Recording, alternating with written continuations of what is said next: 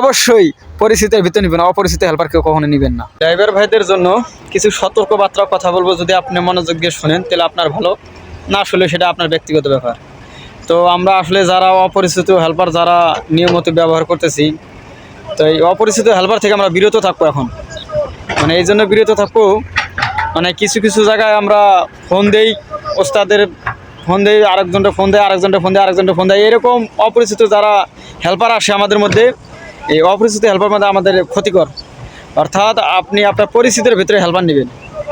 আর অপরিচিত হেল্পার ক্ষতি কেমন, দেখা গেলো যে ভাই কিছু কিছু সাইড আছে, এগুলো সাইডের ভিতরে হেল্পার দিয়ে গাড়ি ছাড়া যেতে দেন, অনেক কন্ট্রাক্টর আছে। তো দেখা গেলো যে হেল্পার 2-4 দিন যখন বয়স হয়ে যায়, তখন ও মনে করে যে ড্রাইভার মনে হয় এটা সুবিধা না, এটা ভালো হবে না, ড্রাইভারের ব্যবহার খারাপ। আসলে বিষয়টা ভাই এরকম না, সেটা তারা বুঝতেছে না। তো দেখা গেলো 2-4 দিন 5 দিন পরে বলতেছে ওস্তাদ একটু ফোনটা দেখুন, একটু বাড়িতে কথা বলবো। এই ফোনটা একটু দেন, কথা বলে বাড়িতে কথা বলবো, এ কথা বলে নিয়ে যাচ্ছে। যাই হোক, নিয়ে যাওয়ার সাথে সাথে রুমের দিকে রওনা হয়ে গেল। মানে এই যে রুমের দিকে রওনা মানে একবার চলে গেল। তা আসলে ওই হেল্পাররা তো আমরা চিনি না, বা যে পাঠাইছে ও চিনে না, আবার যে পাঠাইছে ও চিনে না ভাই, এরকম লোকেশন অনেক দূর হয়ে যায়।